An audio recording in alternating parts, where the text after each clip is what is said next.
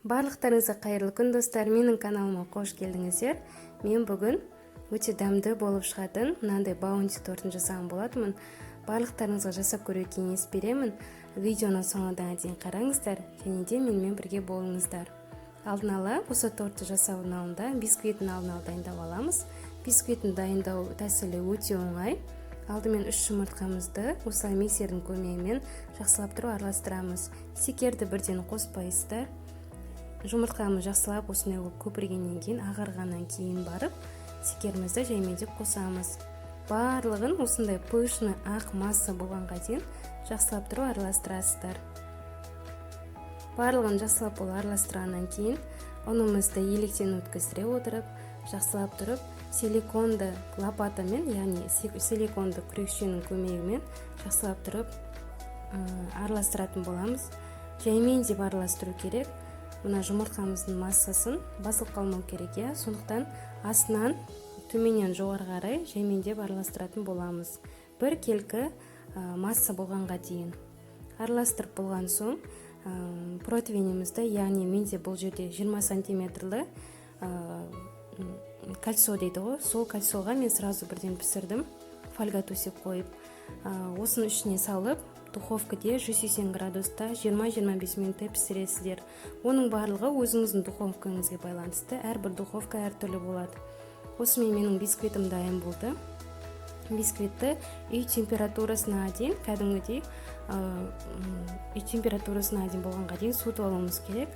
Оны былай қойып қоямыз. Енді кокосовый начинка дайындаймыз, яғни салмасын дайындайтын боламыз. Бұл жерде менде кокосовый стружка.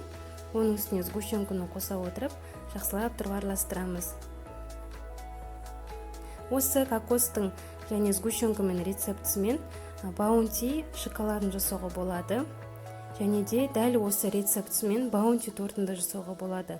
Өзіңіздің қалауыңызша барлығы. Жақсылап тұрып осылай етіп сгущенкамен кокосовый стружкамызды араластырамыз.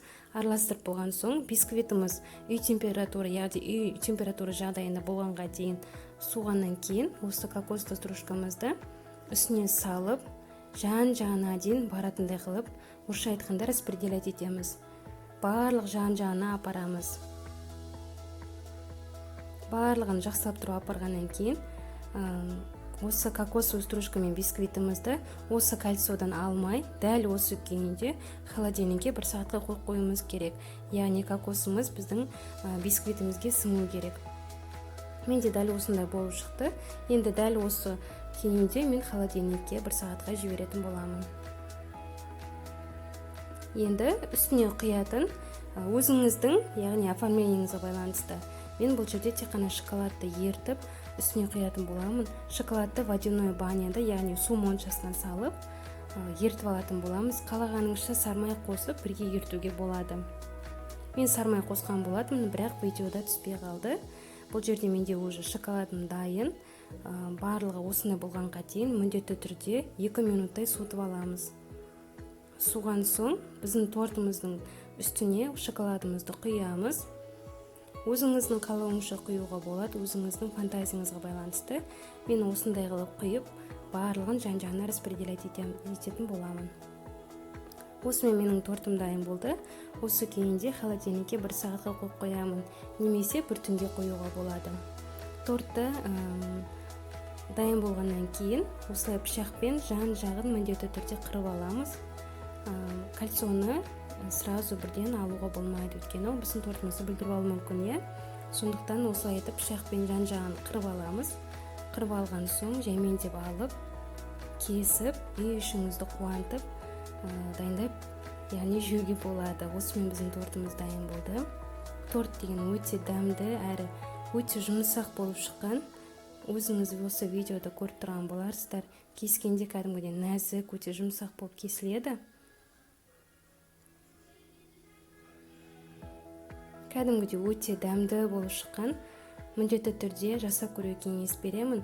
Видеоны соңына дейін қарасаңыздар, комментарий жазып, подписаться етіп, лайк басып отырыңыздар. Барлықтарыңызға ас болсын.